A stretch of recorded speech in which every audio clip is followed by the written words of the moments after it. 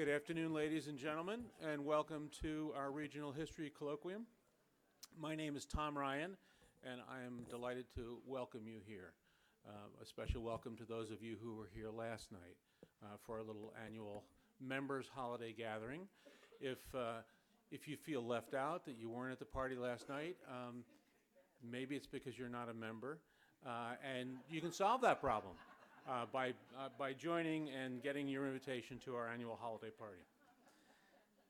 We're excited to share with you that we'll be distributing a rather attractive multi-page program that lists virtually every public program at Lancaster History for the first half of 2020. So you'll have one nice convenient thing that you can look at to get the whole panoply of things on the menu. Now, we may add something here or there as opportunity arises, but the booklet, it's at the printers now. It'll be ready soon, and we'll be mailing it to all members by the end of December. At that time, reservations for the first 6 months of programs will be live on the website, so you can go to the website and get your reservations in. So stay tuned and stay alert. Members, you'll receive it in the mail. So you'll get it, your hard copy in the mail. If you're not a member and you'd like a copy of it, just after the holiday season, stop by the front desk and you can pick up a copy. I should warn you, we close the early part of January for an annual winter cleaning. We clean out our desks, we clean out the closets, we just tidy up a bit. So when we close for business, Emily, remind me, is the what's the last day of our Yuletide tours? The 30th.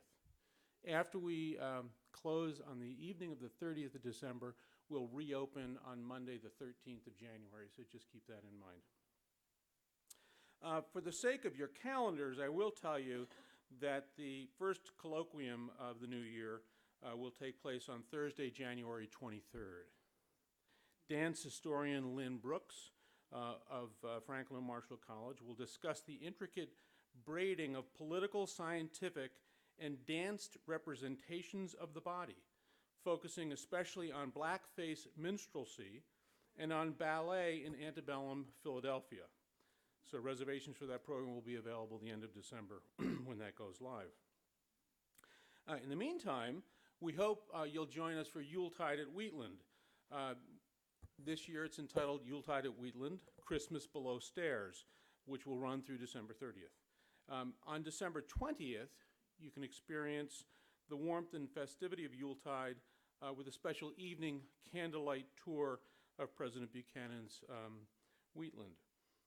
Yuletide at Wheatland will focus on the holiday celebrations from the perspective of the staff that served at Wheatland, folks who mostly work below stairs but scurried about the house, probably usually staying out of sight, but not always. So you'll learn a little bit about the stories of Buchanan's German and Irish domestic servants and discover how they would have celebrated the holidays in the mid-1800s. Oh, and by the way, take a moment to silence your cell phones. And those of you with blinking necklaces, I saw a few of those out there.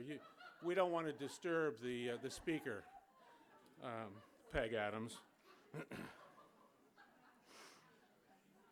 All right, now I lost my place here.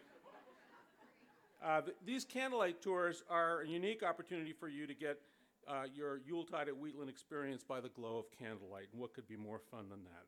Tours are available on the half hour from 6 to 8 p.m. on December 20th, the last tour going off at 7:30. Tickets are available to purchase online or by calling us. And for those of you with young families, we invite you to Lancaster History on Saturday, December 21st for our first annual Yuletide Family Day. Lancaster History educators will host free children-friendly workshops and programs throughout the day from 10 a.m. until 3 p.m., including a holiday story time, some visits from historic holiday characters, including Bildschnickel, and all those programs are free. A full schedule will be on our website soon, so stay tuned for that. Stephen D. Solomon is the Marjorie Dean Professor of Journalism at New York University. His latest book, Revolutionary Dissent: How the Founding Generation Created the Freedom of Speech, explores how the raucous political protest of the nation's founding period gave meaning to the freedoms of speech and press at a time when it was a crime to criticize the government or public officials. It was named Legal Book of the Year by the law blog Concurring Opinions. Professor Solomon is now at work on a new book that will tell the story of the birth of America's Bill of Rights. He teaches First Amendment law and is the founding editor of NYU's website, firstamendmentwatch.org, which provides news, commentary, and legal and historical background on the many conflicts over freedom of expression that are occurring even today. One of his previous books, Ellery's Protest: How One Young Man Defied Tradition and Sparked the Battle Over School Prayer, explores the controversial religious freedom case from Pennsylvania, Abington School District versus Schempp. The Supreme Court ruled in 1963 that prayer and Bible reading exercises, which were required in the public school systems in Pennsylvania and several other states in the 1960s, violated the First Amendment.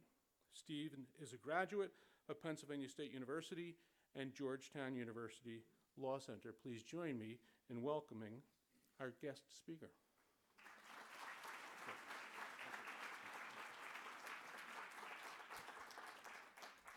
Tom, thank you very much, and thanks to all of you for coming out today. What great support this institution has, and what a fabulous museum.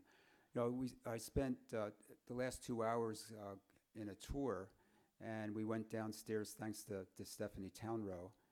We were looking at some newspapers from the 18th century, among them the Pennsylvania Gazette, and we found the issue from September 19th, 1787. This was 2 days after the Constitution was signed. And so the newspaper printed the Constitution for the people of Philadelphia and Pennsylvania. And it was also interesting to see that they printed the Constitution on page 2. Page 1 had news from The Hague and London, and the Constitution was on page 2. I think they missed the story. Yeah, I think that editor would not have done well in journalism school. But the 18th century is the place where this country started, and I think we can learn a lot from it, things that inform the controversies that we have today. Tom mentioned that I'm the founding editor of First Amendment Watch, which is a website that covers the news of the First Amendment. We put up news about controversies, usually a couple times a day. We'll cover some national controversies that you may have heard of, and a lot of the controversies you may not have because they come from small towns. But the point is, it's all around us. And there was a recent survey of about 15 scholars of the First Amendment asking the question, what is the state of the First Amendment? What kind of shape is it in? And the scholars graded it as a C. So I teach at NYU, and if that's, these are professors engaging in grade inflation. C is not so good. So, but all these controversies that are going on reflect on what the founders did.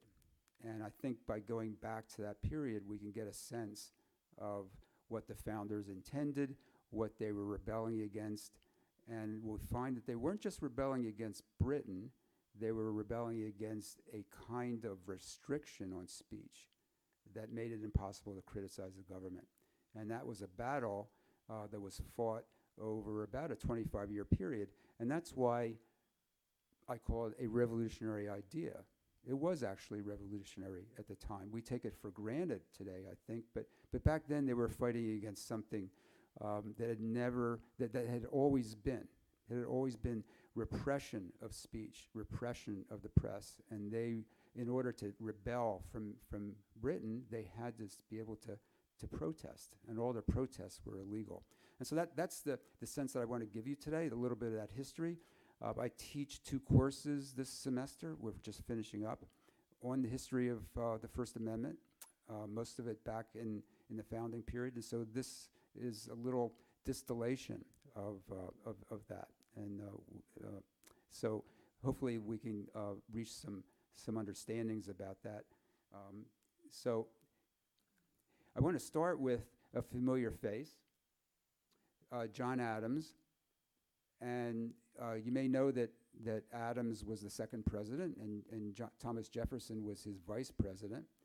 And they had a falling out. They were of different political parties, and they didn't speak for many years. Finally, they got together again, not physically. They were far apart, but they wrote letters that actually fill a volume about this thick. And they were in their old age, retired, and they were writing back and forth, reflecting on what happened during the founding period, and kind of putting a gloss on it to some extent, because they knew they had done something very important, and they wanted to interpret it for generations to come. One of the questions that came up was, what was the meaning of the revolution? And Adams gave a very unusual answer, and you see some of it there. He didn't think that the revolution was actually the war. What was it? It was only an effect and consequence of it.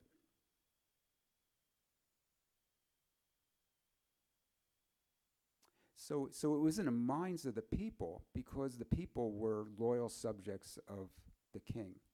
And in order to go from loyal subjects to revolutionaries in a period of really 11 or 12 years was quite a feat. And what had to happen was people's minds had to be changed, and changed rather quickly and profoundly.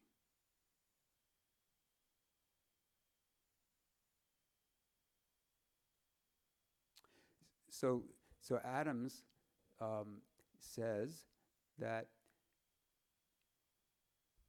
the people's opinions were changed through the newspapers, through the pamphlets. In other words, by speech, through the press.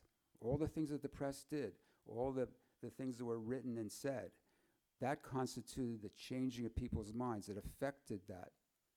And it changed the relationship over a period of a decade between the colonies and the king. So in order to understand what the colonists were rebelling about in terms of speech, you have to go way back to the 13th century and a concept called seditious libel. Seditious libel was a crime that consisted of the criticism of government or government officials. And what they worried about then was if dissent took place, it would incite people to physically oppose the king and physically oppose Parliament and overthrow them. So they had to put down dissent and protest at the very earliest stage. And so Parliament in 1275 passed this law. You can read it up there. Any slanderous or false news whereby discord or occasion of discord or slander may grow between the king and his people. Well, this is kind of interesting.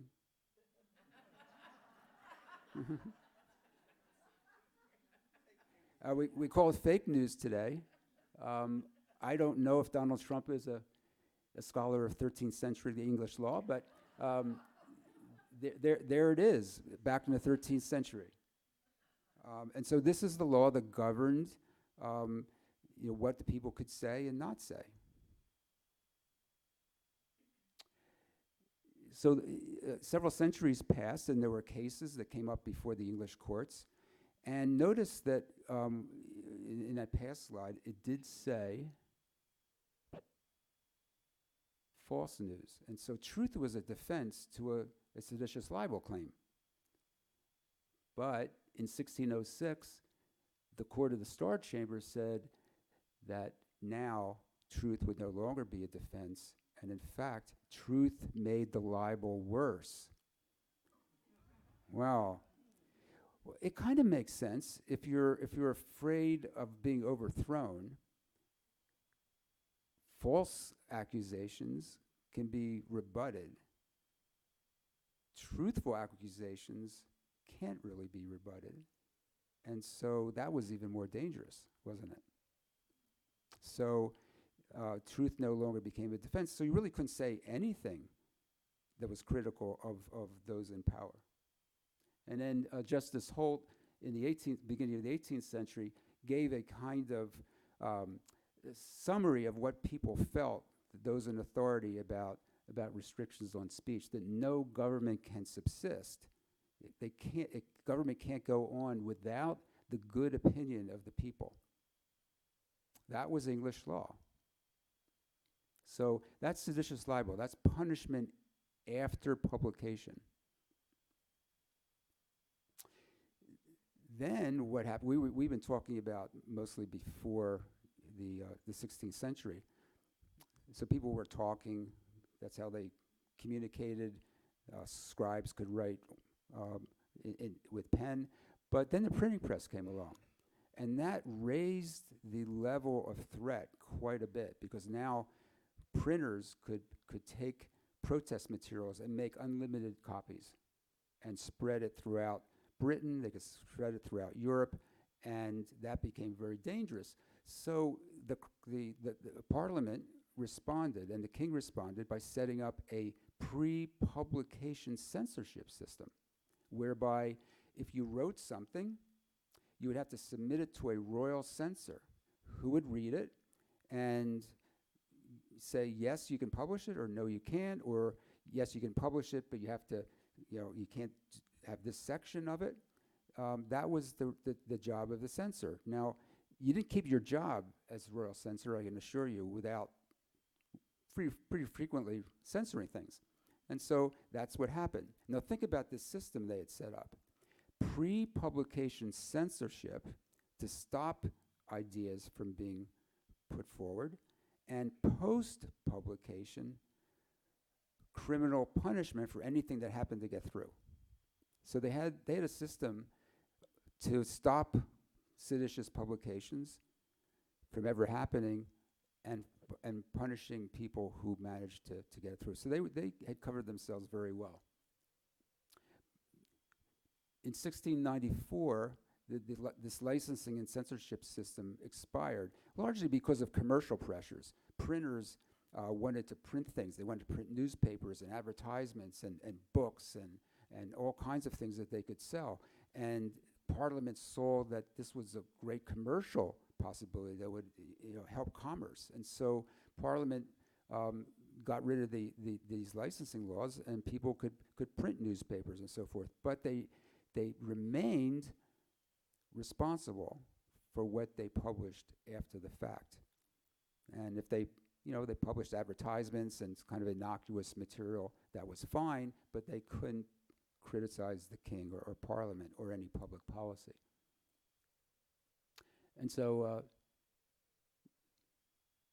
interesting hairdo. This is William Blackstone writing the commentaries on the laws of England, and he says that the liberty of the press is essential to a free state, but it consists of laying no previous restraints on publication, and not freedom from censure for criminal matter when published. So this is really important, because what he's saying is, hey, you're free to publish, that's freedom of the press. But if you oppose Parliament, if you oppose the king, that's a criminal offense. Okay? So that was freedom of the press in England at that time. Of course, these were English colonies, so the common law of England was adopted here. And before 1700, there were more than 1,200 prosecutions for seditious libel in the colonies. And these resulted in pretty terrible punishments back then. 1,200 cases. This is all documented in colonial court records. And here's some examples. So if he just said that public officials sit here to pick men's pockets, and he's fined. He slighted the magistrates, 20 lashes. I'm not going to repeat that, but this is what he got. I kind of think of Edward Eberle as a man of the 21st century, in the sense that,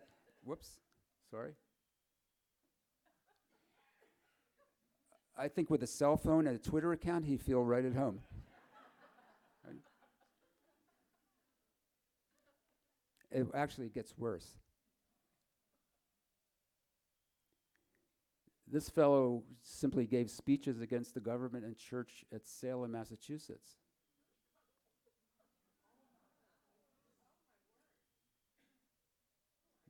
It's getting worse.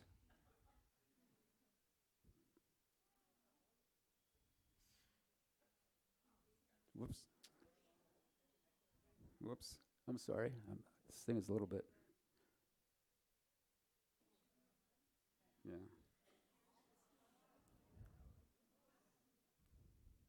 I think that's a pretty good deterrent. So this is what it was in 17th century in the colonies. So now the 18th century comes along, and of course this is before the founding period, 1735, and you have a royal governor in New York who's very unpopular. And John Peter Zenger is an immigrant German printer who's trying to make a living printing all kinds of things, and the opposition comes to him and says, will you publish a newspaper for us? And he does, and he publishes issue after issue that attack the royal governor. And remember that truth was not a defense to a libel claim, a seditious libel claim. And so his attorney, actually attorney from Philadelphia, Andrew Hamilton, the best attorney in the colonies at that time, went to New York to defend John Peter Zenger, and he said to the jury, who really, if they followed the law, had to convict Zenger, because he had published articles criticizing the royal governor, and there was no defense of truth.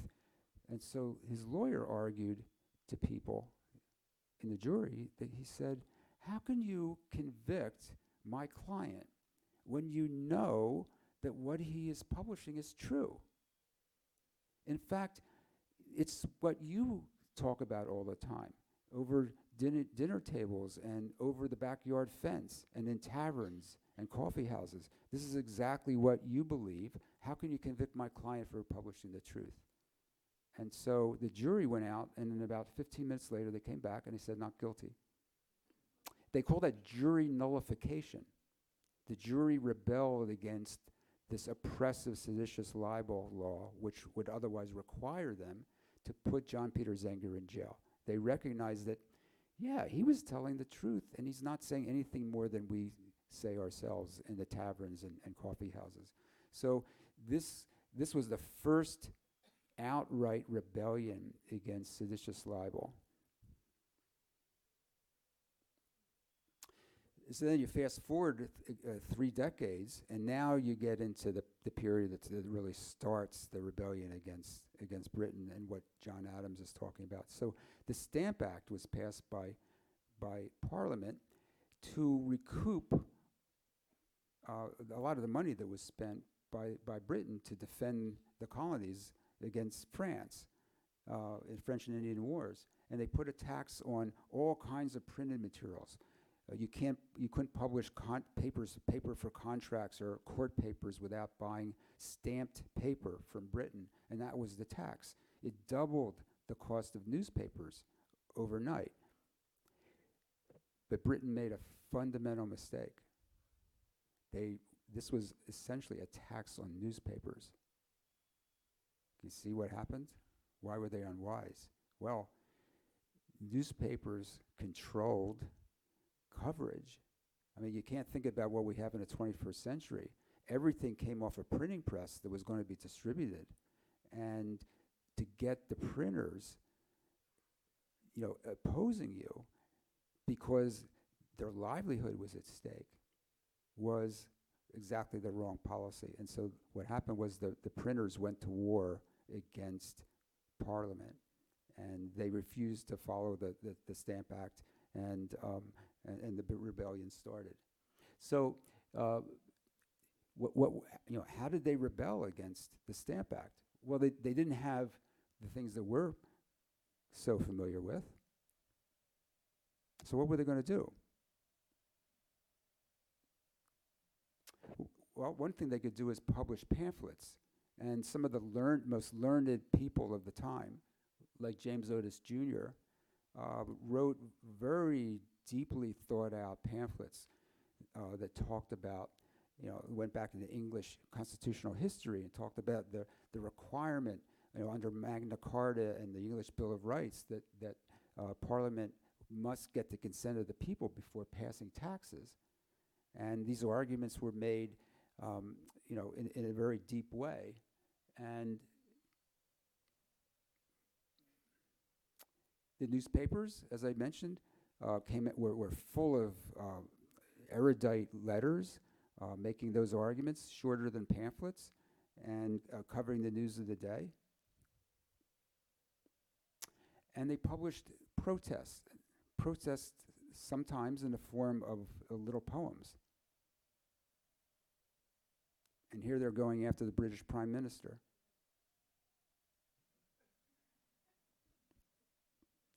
And so this is seditious libel. This is against the law to publish this, to say this, to write this, to publish it in a newspaper. But they were doing it. Now, they were doing most of this was done anonymously, but with pseudonyms. I mean, like Samuel Adams had something like 25 pseudonyms that he used.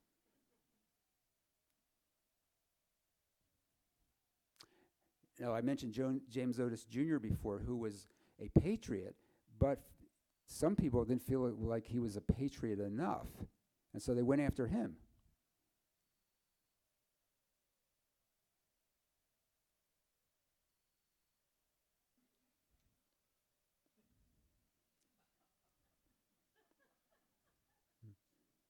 So they had a little fun, too.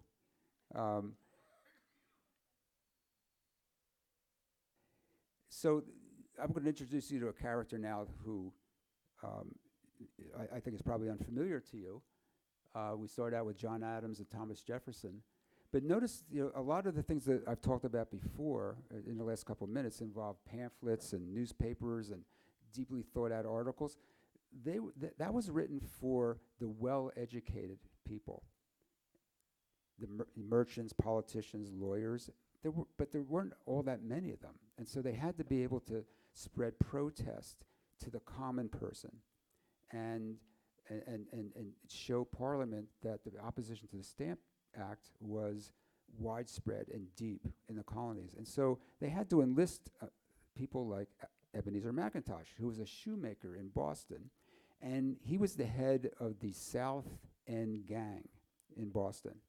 Now, gang has a certain connotation now. It didn't mean that back in the 18th century.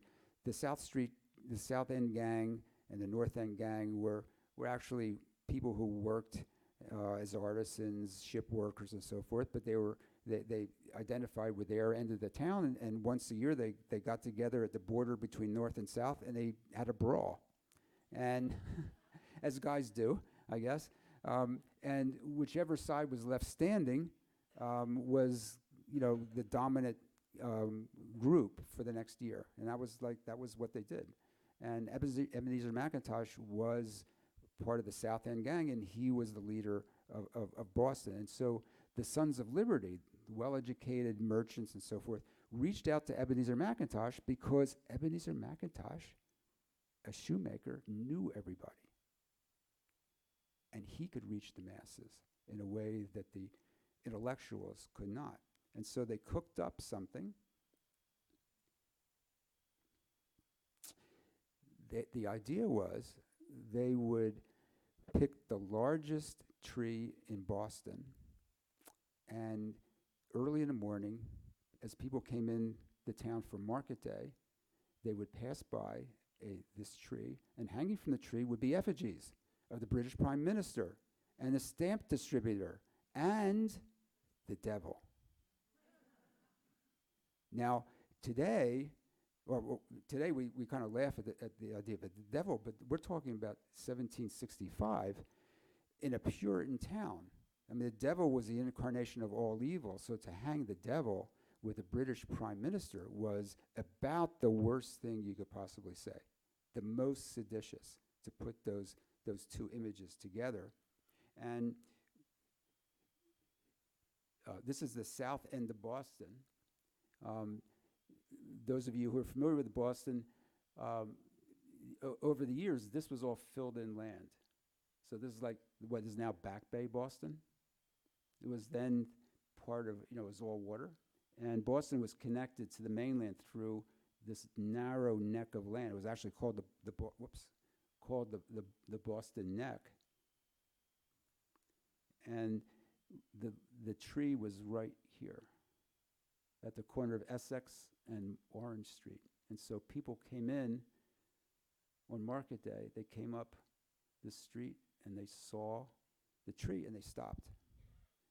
And then people who were working downtown heard about it and they all came. Everybody got a day off. No permission, they just took off. And here's the Boston newsletter reporting on it.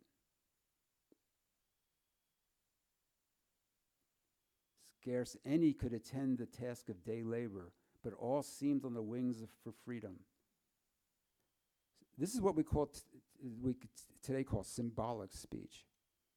Nothing is actually said. They're all symbols, effigies. Everybody who came out here for this demonstration didn't have to have deep understandings of British law, but they understood the stamp tax and they understood what it meant to hang an effigy of the British Prime Minister next to the devil. And so the concept was immediately grasped by everyone, and it was dramatic. And that's how they spread protests, through symbolic expression. And of course, once they were around this tree, they could talk and exchange ideas. This became, a week later, they came back and they dedicated this as the Tree of Liberty, otherwise known as the Liberty Tree. And this became a meeting place for the next 5 years until the British cut it down. And so Thomas Hutchinson, who was the lieutenant governor, saw what happened. This universal voice of all the people that if the Stamp Act must take place, we are absolute slaves. The authorities and the populace, no law can be carried into execution against their mind. So protest is developing, it's expanding, all of it against the law.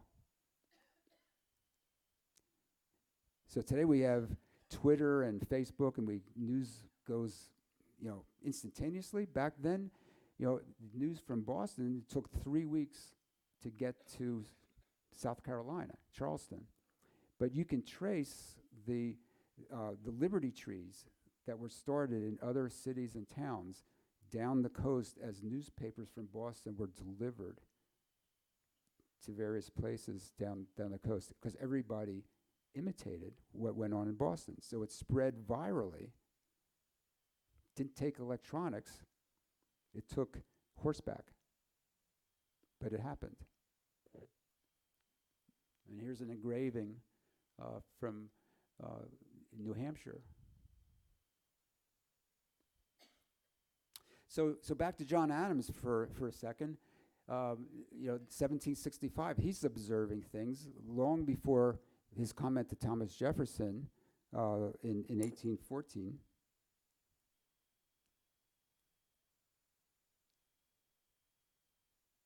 And see how consistent this is with what he said in 1814? Our presses have groaned, our pulpits have thundered, legislatures, towns. So the people are speaking out. Protest, protest, protest. All of it against the law, but protest. So John Dickinson of Pennsylvania and Delaware became famous for his pamphlets, a series of 12 letters that he wrote, published in newspapers and then in pamphlet form, that were called Letters from a Farmer in Pennsylvania. Probably the most famous and influential pamphlet until Thomas Paine wrote Common Sense. And Dickinson was not a farmer, and when he wrote it, he was actually living in Delaware. But this is Letters from a Farmer in Pennsylvania because farmers, agriculture was very much respected back then. And letters of a farmer meant a kind of detached viewpoint, not someone who was in the scrum, but someone who was sitting by, in his library by the fireplace thinking about what was going on and writing these letters. But John Dickinson, very influential in writing pamphlets, that was not his only talent. He was also the best-selling songwriter. Because once again, if you write a pamphlet, it's only going to have limited impact with people who can read and understand deeply argued things. And he wrote a song called the Liberty Song, which was adopted all across America. It was people got together in taverns and under liberty trees, and they were singing this song. And do you recognize this? John Dickinson.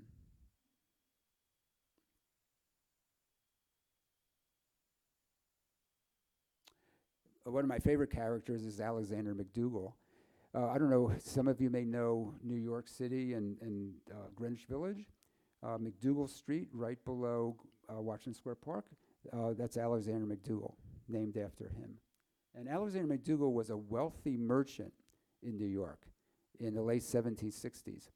And at that time, British troops were occupying New York, and the royal governor of New York, made a deal with the New York legislatures to provide provisions for the troops in return for letters of credit that would enable merchants in the city to trade more easily and make more money.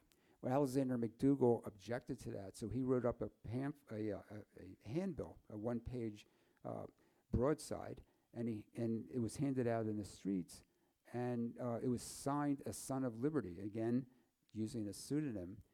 The royal governor put out a call for, who is this Son of Liberty? And he put up a big reward. And a printer's apprentice came forward and identified MacDougall. So he was arrested and held in jail. Now, the thing about Alexander MacDougall is he was a wealthy merchant, and he could have afforded bail, but he refused to pay it because he wanted to become a martyr to freedom of the press. And that was his goal. And that was recognized by the lieutenant governor, who said, he's a person of some fortune and could easily have found the bail required of him. But he chose to go to jail and lies there imitating Mr. Wilkes in everything he can.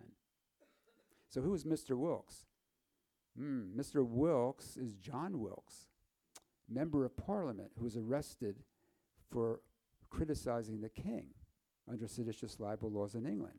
Wilkes went to jail, and the criticism of the king was in issue 45 of a newspaper that Wilkes published called the North Briton, issue 45, which becomes important. And everybody, once the protests against Britain started here in the colonies, Wilkes became a very famous figure. And in fact, Wilkes-Barre is named after John Wilkes, right? So he was a hero. And so the Sons of Liberty wanted to make Alexander MacDougall into the Wilkes of America.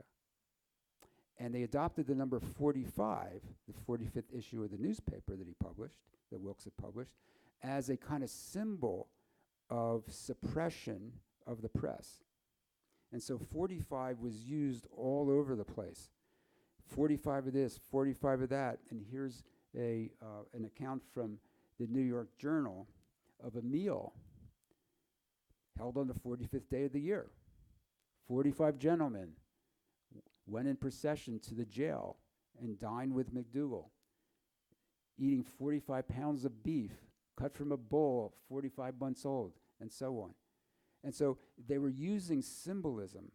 45 and Wilkes became an emblem of liberty, and MacDougall was attached to it. And it's one of the ways that that through protest and through the use of symbolic speech, they brought in a larger crowd of supporters. So in Boston, back to Boston, they were attacking the royal governor, Governor Bernard, and you can see what they were saying about him. Glaring instance of obstinate perseverance in the path of malice, diabolical thirst for mischief. Signed, a true patriot. 3 times the governor tried to get indictments of the Boston Gazette for publishing criticisms of him using those seditious libel laws we were talking about.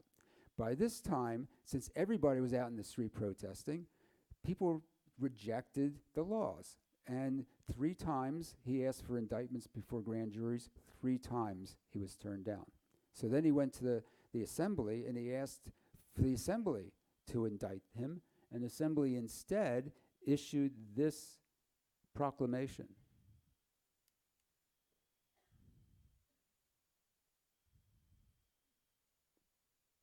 Very strong statement, a rejection of the law of seditious libel.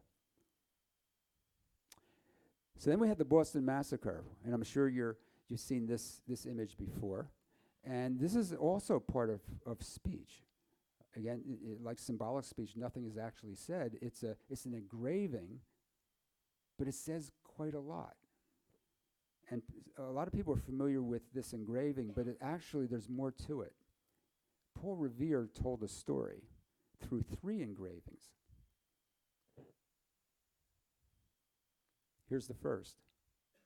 It's called Landing of the Troops, 1768. British troops land in Boston to occupy the city. Look at this symbolism, how he portrays it. In the foreground, huge British warships, redcoats in little boats coming aboard. This is Long Wharf. They're marching up into town. In the background,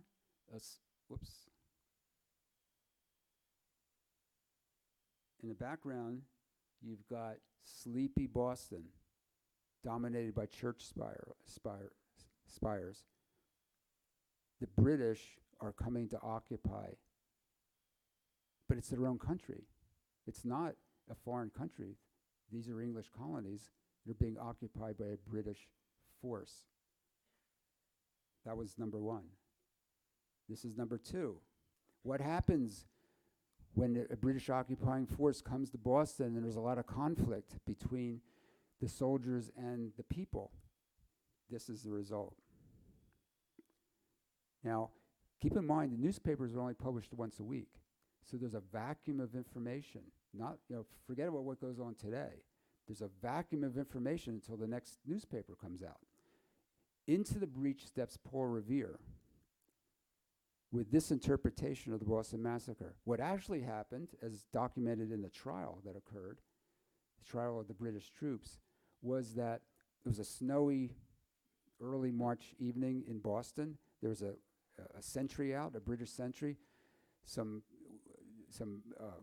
men, Bostonians, approached him. They had been drinking too much. A lot of things were said.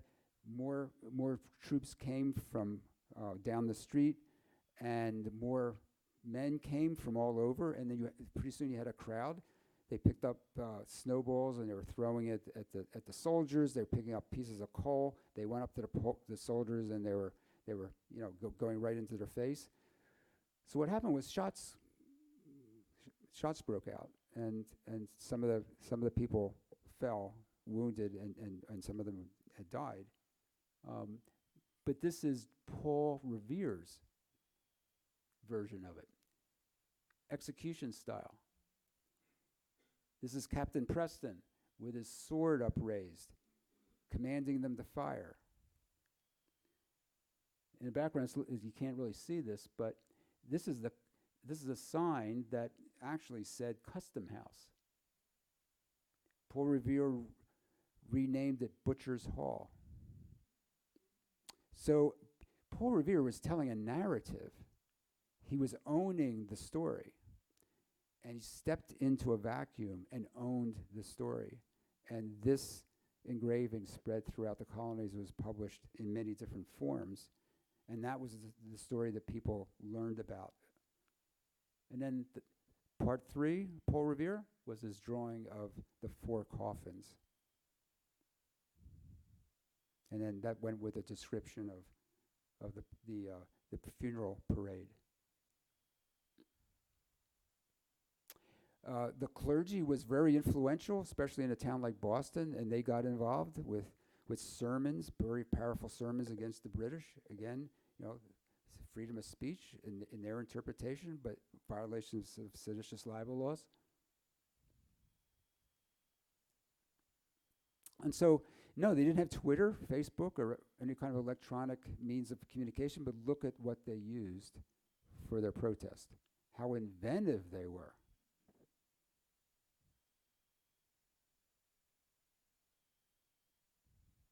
This was freedom of speech and freedom of the press on the ground, in defiance of laws that made it illegal to protest. So then you have separation in Virginia. The Virginia Convention got together in May, a few months before the Declaration of Independence, and started to draft a new constitution for the state of Virginia. And for the first time, we have a Bill of Rights. And it's called the Virginia Declaration of Rights. George Mason was the primary author, assisted by James Madison. And here's the section 12 on freedom of the press. And see what they call it? They're not just protecting freedom of the press, they're calling it the bulwark of liberty. Then at the Constitutional Convention, George Mason, who I just said had authored the Bill of Rights, the Virginia Declaration of Rights, was one of 3 delegates who refused to sign the Constitution because it did not have a Bill of Rights. He said it would give great quiet to the people. Because at the Constitutional Convention, they came together and they created a very strong central government.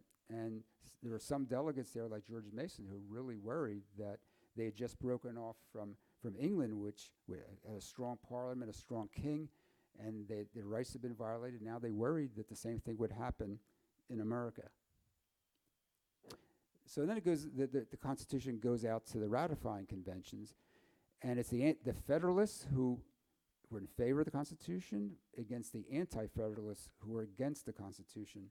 And you can see how tough a battle this actually was. We take the ratification for granted.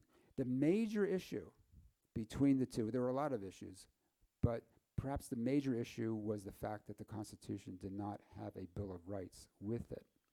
And that was the central rallying point of a lot of the opposition. The first couple states, Pennsylvania was the second to ratify, by about a 2-to-1 margin.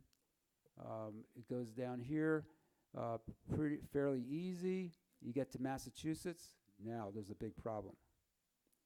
It's like, if my math is right, that's about 368 delegates, and if 11 votes or so had gone the other way, Massachusetts would not have ratified.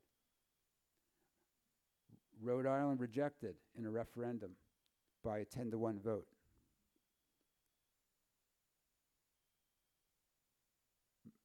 Maryland easily ratified, South Carolina by a 2-to-1 margin. You needed 9 to ratify the Constitution to put it into effect, but they really needed all of them, especially the bigger states, right? In order to make the thing work, you couldn't have an effective union without Virginia, New York, Pennsylvania, which had just ratified, Massachusetts, and so these. New Hampshire, Virginia, and New York had ratifying conventions that were going on at the same time. New Hampshire ratified, look how close that is, In Virginia, it was Patrick Henry and George Mason arguing against the Constitution, James Madison arguing for it, and it went right to the end. And the only reason that Madison won in the end is because he finally gave in and said, yes, we will propose amendments to the Constitution, and that brought enough votes. So it was political horse trading. But look how close that was. Then it goes to New York, 30 to 27. And they all won amendments. North Carolina rejected. They didn't even take a vote. So the government goes into effect. North Carolina comes around. Rhode Island comes around. But this was a tough battle. And a lot of it, as I said, was about a Bill of Rights. So the Virginia Ratifying Convention suggested amendments, many of them that would protect rights, individual rights and liberties. One of them, the freedom of speech, and Patrick Henry and George Mason put this forward. James Madison was elected to the House of Representatives. As I said, he originally was opposed to a Bill of Rights, but he promised in the convention that he would favor it in return for ratification. So he carried that to New York, to the first Federal Congress, and introduced amendments in June of 1789. And he almost, in identical words, picked up the wording from the Virginia Convention. Almost exactly the same. And then the First Amendment was edited, and this was the final result. You're probably familiar with that. I'm going to come back to that in a second. So this was not the end of seditious libel, because the First Amendment only said, Congress shall not, violate freedom of speech and freedom of the press, but it didn't define what that meant. And there were a lot of people who felt that English common law was still good law in the United States. And others thought that, English common law was gone in terms of seditious libel, because that's why they had a First Amendment.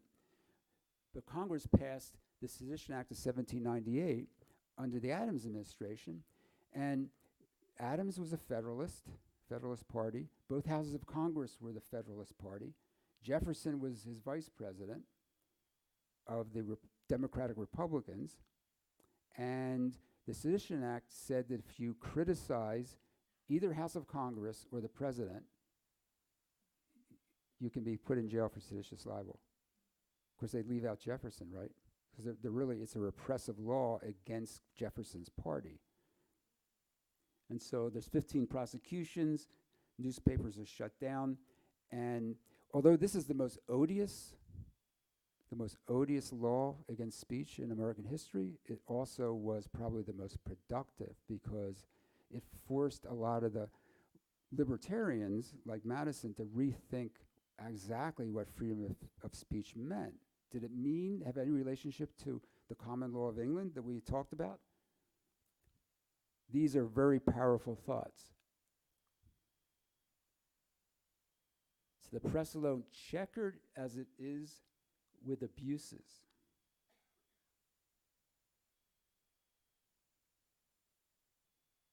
clearly he thought the seditious libel should be gone. And then he said, he tied freedom of the press and freedom of the speech to upholding a democratic Republican form of government. The idea that you can't have a Republican form of government where you elect people and not be able to freely examine who they are, what their policies are, and criticize them to whatever extent that you want to. That this was implied in a Republican form of government. And so this was very powerful words from Founding Father. Fast forward about 150 years, that the Sedition Act went out of, there was a sunset provision on it, so it was never litigated before a court. But And so it was possible for seditious libel laws still to be passed and enforced in the United States, believe it or not, until 1964, when the Supreme Court ruled in New York Times versus Sullivan that the central meaning of the First Amendment was uninhibited, robust, and wide open debate, and may well include vehement, caustic, and unpleasantly sharp attacks. So seditious libel was gone, finally. Unpleasantly sharp attacks against public officials was now considered part of our heritage of freedom of speech and freedom of press. It comes from this decision, which quoted Madison, which adopted Madison's views of 1800 about a free and open press. And lastly, I want to look at the actual words of the First Amendment. It's elegant. 45 words which protect 5 rights. And these rights are not just sort of thrown out there randomly. There's an order to it. It describes the necessities of a republican form of government. And so first it starts with, Congress shall make no law respecting the establishment of a religion or prohibiting the free exercise thereof. And so the government couldn't create a national church. It couldn't interfere with people practicing their own religious tradition. That's the idea. But in another sense, what it protected was the freedom of thought, since religion to many people, then and now, has a lot to do with one's thoughts about how one relates perhaps to a higher power, one's place in the universe.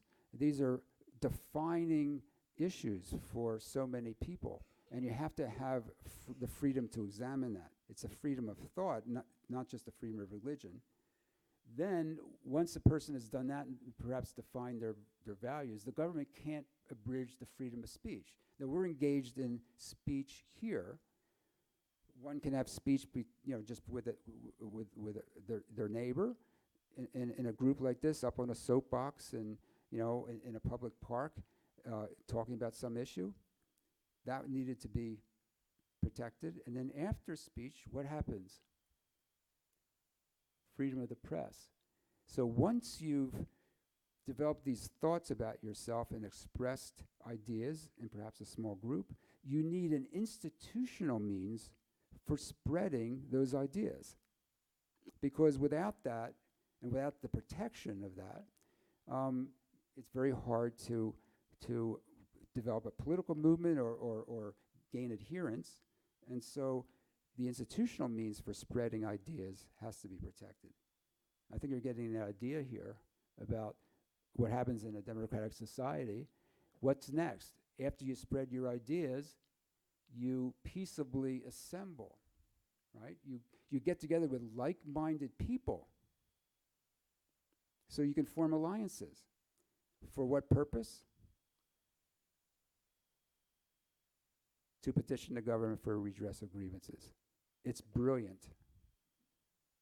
It's a brilliant enunciation of democratic values. Now, it is, I think, brilliant, but it also is very fragile, because this is linear in nature, isn't it? One leads to another. What that means is, if this is attacked, or this is attacked, if the rights are abridged, then the entire enterprise is affected. It's a very fragile, linear development of ideas to protest, to assemble, and to redress grievances.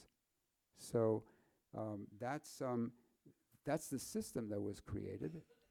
Powerful, but at the same time very fragile. And that's the understanding I try to give my students over the course of a semester, and I did it pretty quickly here. I hope it resonated to some degree, and I'd be happy to take some questions.